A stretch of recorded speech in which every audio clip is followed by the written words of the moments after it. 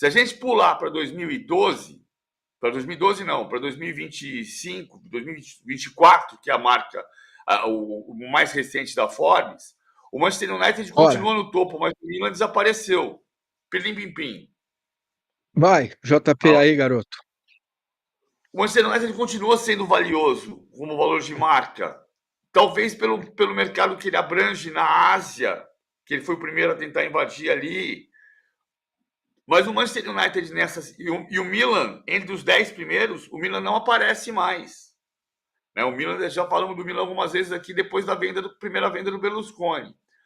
O Manchester United nessa semana, a perda da Liga Europa para o Tottenham, veja, o Manchester United faz a pior campanha no campeonato inglês desde o seu rebaixamento em 1974. 74.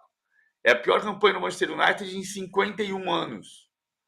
E o Tottenham, o Manchester está em 16º de 20 clubes. O Tottenham, 17º de 20 clubes, lá cai o 18º, 19º e 20º. O Tottenham faz sua pior campanha na Inglaterra desde o rebaixamento em 77. Então, em 48 anos. E o Manchester United continua sendo valioso do ponto de vista da marca, pela exposição da marca no planeta. Mas o Manchester United não ganha título nenhum desde 2013. Naquela época, em 2013, ele gastou no mercado 76 milhões de libras, o que fazia dele o quinto que mais investia em contratações. Ele tinha um time, e o time era suficiente para disputar o campeonato e ganhar. Hoje, o Manchester United gastou 246 milhões de libras. O Nottingham Forest está gastando mais por causa do Marinakis. O Chelsea gastou 276 milhões de libras. O Chelsea, se perder para o Nottingham Forest no final de semana, ele vai ficar fora da Champions League pelo terceiro ano seguido. Nos anos 90, os dirigentes do Paris Saint-Germain que visitavam o Brasil diziam que se você ficasse um ano fora da Champions, você sobrevivia. 2 anos, você não conseguia manter o seu nível competitivo. Isso fez o Paris Saint-Germain sofrer muitos anos até a compra pela QSI. Hoje o Manchester United sobrevive do ponto de vista de ser uma bolha. Ele é uma bolha, mas ele é uma bolha de marca. Mas o clube não existe. O clube como fenômeno esportivo, você fala, vai jogar Manchester United e Tottenham. Quem vai ganhar? Manchester United. Quem ganha? O Tottenham. O time ficou em 16º lugar no campeonato inglês. E 10 anos e 15 anos atrás, a gente falava Manchester United, Chelsea, Milan. Aí a gente fala de Real Madrid e Barcelona que continuam. O que aconteceu com esses clubes? Isso tem uma certa, eu gosto de chamar de mobilidade social. Não é bem isso. Não Só é o bem Real isso. Madrid que não tem mobilidade social, né? Que ele continua sempre, desde a época dos Galácticos, ele é dos clubes mais ricos do mundo. Né? Ou mais Mas ricos, ele mudou nos anos 90, né? Porque nos anos 90, no processo de SAD, a SAD nasceu em 90 e foi incorporada em 94. Curiosamente, foi a primeira vez que eu fui para a Espanha.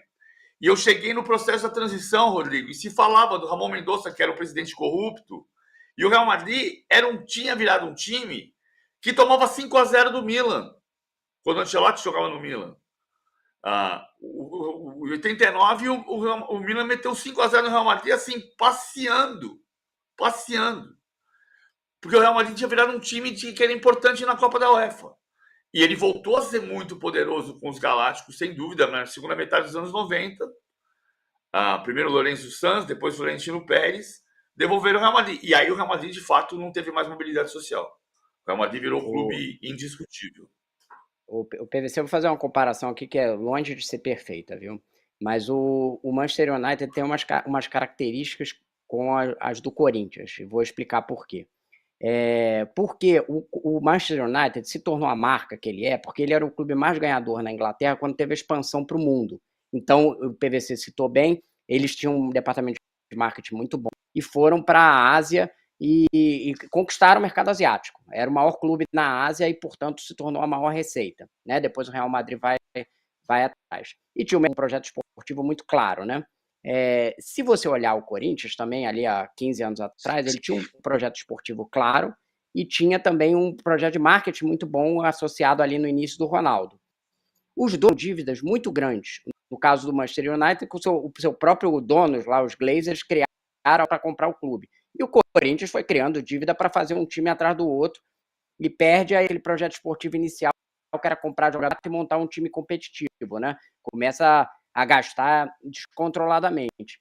E aí os dois se mantêm porque eles têm marcas fortíssimas dentro dos seus mercados. Só que eles têm projetos tanto quanto de gestão completamente disfuncionais, podemos dizer assim, né? Não tem um norte. Agora o Manchester vai ter um novo dono, né? Que é eu esqueci o nome dele, né? Que é o bilionário lá inglês, chegou cortando um monte de dias e tal, não sei o quê. Mas os dois não são clubes sem norte. Então são clubes gigantes que eles não saem dessa área mais valiosos de marca. A gente viu ali o Corinthians tem a terceira receita no Brasil, então pelo tamanho gigante que eles têm, mas eles têm direções completamente disfuncionais, tanto do ponto de vista esportivo, quanto do ponto de vista de gestão de fato. São os gigantes adormecidos que precisam ser rearrumados. Tem aqui zilhões de diferenças que a gente poderia apontar nos dois negócios, mas tem essa similaridade. O caso do Milan é diferente, né? O mercado inteiro italiano caiu, né? Então o Milan foi de vala junto com a Itália, que já foi, você já falou aqui, que a Liga caiu, a Liga Inglesa passou, então tem muito mais a ver com isso.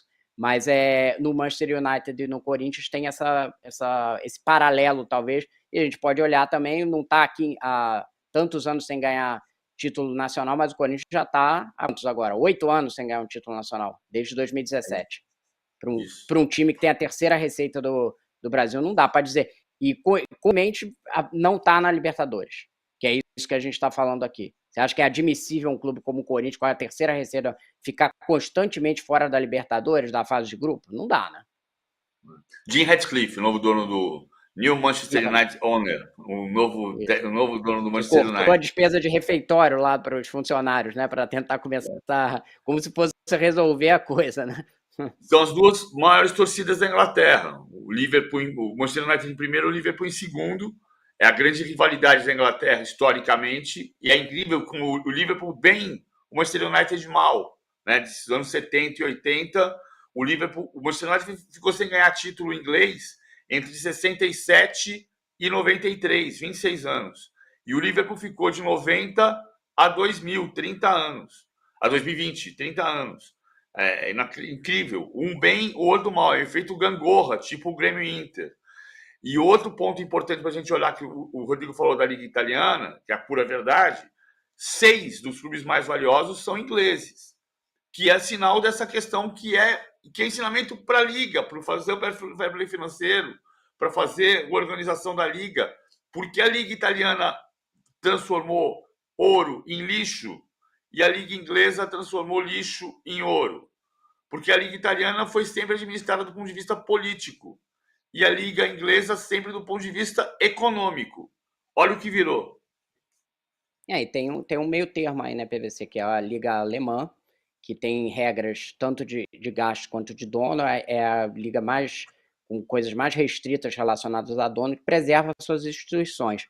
O Bayern é um clube extremamente responsável, nunca entrou na alucinação dos outros gigantes de gastos descontrolados, inclusive é um defensor do gasto controlado dentro da Europa, já defendeu várias vezes que tivesse esse controle. Eu acho que se a gente fosse olhar para a gente aqui, o maior exemplo que a gente poderia ter é o Bayern, porque o Real é uma coisa, né, gasto muito porque tem muito. Barcelona hoje é um time totalmente bagunçado sob o ponto de vista financeiro. O Liverpool tem uma lógica ali, mas o City e PSG têm dinheiro infinito atrás deles. Então eu acho que o Bayern talvez fosse o melhor exemplo que a gente poderia ter aqui para o nosso mercado do que poderiam ser os clubes brasileiros, digamos assim, se eles fossem bem geridos. Perfeito. Quando chega um superchat, eu comemoro, e é com elogio. Que é isso, como diria o filósofo Rubens Lisboa, não é sempre, mas então, como ele veio, a gente agradece. O Paulo Starzinski, muito obrigado, garoto. Espero que eu tenha lido o seu nome corretamente. Melhor programa sobre gestão, finanças do futebol, mas com muita vantagem. Melhor e Parabéns a único. todos. Valeu, Xará. Muito obrigado, viu, Xará? Valeu aí pelo elogio, pelo superchat. Eu concordo com você em gênero, número, grau. Você não tem noção de quanto que eu aprendo com esses meninos todos aqui, com o PVC, com o Rodrigo e também com o Rubens Lisboa. E por que não dizer com o JP, o mágico, o nosso David Copperfield, né? JP, eu vou pedir para você colocar a gente novamente na tela, porque eu vou furar um pouco a pauta. Vocês me perdoem, PVC e Rodrigo. A gente não vai falar do para frentemente, o que vai acontecer com Augusto Melo, política, Corinthians. Eu quero falar com vocês sobre o para trásmente, né? Isso não é novo no futebol, presidente de clube indiciado, acusado de crime e tal, não é novo no futebol brasileiro, mundial, então nem se fale. Mas eu fico realmente muito indignado e de fato triste com a situação que a gente vê o torcedor corintiano, porque esse é um torcedor que, de fato, durante anos, né, segurou a marimba do clube, fila, não sei o quê, a torcida crescia. Eu queria ouvir vocês um pouco. Eu estou exagerando no meu sentimentaloide, no meu sentimentalismo, ou é normal? Vamos encarar isso como uma coisa normal e vamos seguir. Eu queria ouvir o Rodrigo, que tem um olhar mais distante do Corinthians. Não, bom, um presidente ser indiciado, né? E aí, por um dos primeiros atos de gestão, né? E eventualmente a suspeita é de desvio da comissão do contrato, que era um contrato de patrocínio do clube, na época, né? Do Vai de Bet. Então, isso não é normal. E é um sintoma do que a gente viu no restante do ano todo, uma gestão que entrava depois de uma renovação em transparência, Andrés, do Ilho e tal, que tinha levado o clube para a beira do abismo, e que aí você trouxe uma pessoa que não estava preparada, claramente. Tinha algumas pessoas em volta, a gente já citou o Rosala aqui, mas tinha algumas pessoas que estavam com esse plano de uma recuperação do clube, mas ele não estava nem preparado, nem afim. Tanto que há 2 meses atrás, o Augusto estava dizendo que estava fazendo tudo certo em relação a finanças. Então, eu acho que o clube tem que ser repensado, e esse impeachment vai ser doloroso para o clube, mas serve como lição de repensar, e a próxima gestão ser uma gestão compartilhada que mude essa lógica e convença a torcida, fala assim, olha, a gente tem que parar e criar um plano sério para salvar o Corinthians. E agora já está no momento de salvar o Corinthians, não é uma coisa mais de vamos dar uma recuperada aqui daqui a uns 2 ou 3 anos, não. Mas de salvar o Corinthians, e isso quando a gente, só para acabar, que eu não vou estender para passar para o PVC, às vezes a gente fala muito das finanças aqui, a pessoa fala assim, você está falando mal do meu clube. Gente, falar da finança quebrada, que o clube tem que se recuperar, é positivo para o clube, é uma tentativa de salvar o clube. Ninguém quer que o Corinthians vá à falência.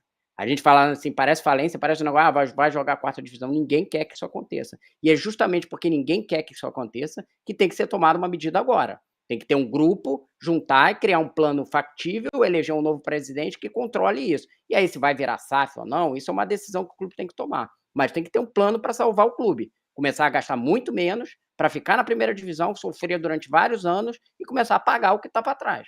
Aí o clube vai poder voltar a, sei lá, 5, 6 anos competir junto com Palmeiras e Flamengo, porque receita tem para isso. Mas tem que querer. Beleza. Né? Vamos lá, PVC, putz, 1 minuto para você. Eu sei que você é craque, vai. Eu só queria lembrar que isso tem volta se você conseguir zerar, se você conseguir estancar. Tem 2 casos de presidentes que eu lembro de indiciamento. O Edmundo Santos Silva, depois foi condenado a devolver 18 milhões de reais aos cofres do Flamengo. Não sei como é que terminou essa história da devolução. O indiciamento do Edmundo não foi por caso do Flamengo. Ele estava indiciado lá por um negócio no INSS. E Vitório Pífero. Vitório Pífero foi indiciado e depois condenado. E no Inter, o Internacional não é um exemplo de gestão hoje, mas melhorou. Embora tenha problemas, a gente está ali no balanço. Tem que estancar, já. Beleza.